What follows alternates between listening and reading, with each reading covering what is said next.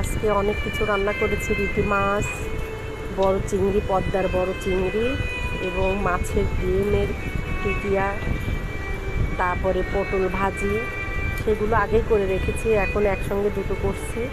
এত গরম সহ্য করতে পারছি না, ভিডিও করা যাচ্ছে না।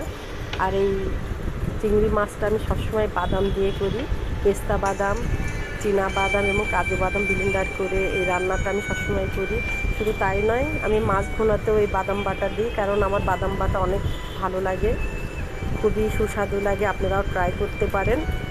একসঙ্গে আমি রান্না করছি এই ডিমের টিকিয়া আর চিংড়ি। এর আগে আমি পটল ভাজি এবং রিটি মাছটা রান্না করেছি, সেটা ভিডিওটা পরে দেব।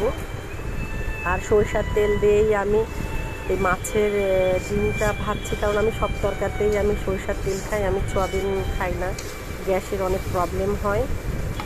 আর পদ্মার চিংড়ি অনেক বড় চিংড়ি, সবসময় পাওয়া যায় না, আর যখন পাই আমি একবারে নিয়ে চলে আসি, কারণ আমার হাজব্যান্ড এবং বাচ্চারা পদ্মার চিংড়িটা খুবই পছন্দ করে এবং পদ্মার মাছ ছাড়া তারা তো কোনো মাছই খেতে চায় না। আর এই বড় মাছটা শুধু ডিমের জন্য কেনা, কারণ ডিম তারা পছন্দ করবে আর তারা খুব মজা করেও খাবে।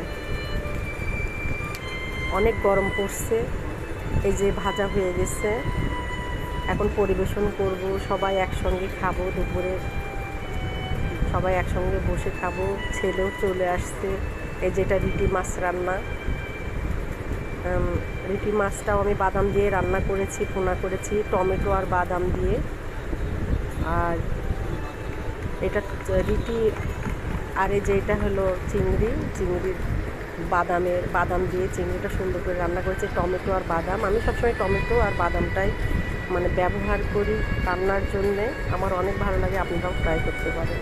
কারণ সবাই একসঙ্গে বসে পরিবেশন করব। সবাই টেবিলে বসে গেছে, এই যে আস্তে আস্তে সবাইকে দেব। সবার এইভাবে রান্নাটা সবার পছন্দ, এবং একসঙ্গে অনেকগুলো রান্না করলে আমার বাচ্চারা সবাই পছন্দ করে এবং খায়। একসঙ্গে আইটেম না করলে তারা খেতে চায় না।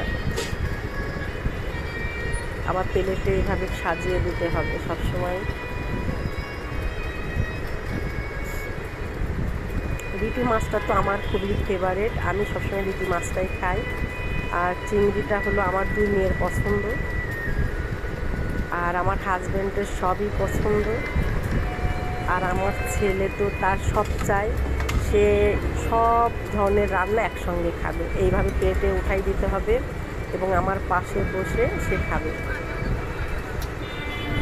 সে সবসময় বলে যে আম্মা পটল ভাজি করতে হবে, তারপরে মসুরের ডাউল ভুনা করেছে, সেটাও দিব। সবাই টেবিলে বসে গিয়েছি। মসুরের ডাউল ভুনাটা আমার খুব পছন্দ এবং সবারই পছন্দ করে আমার পরিবারে। পাতলা ডাউলটা কম খাই, ভুনা ডাউলটা খাই বেশি, মসুরের ডাউল।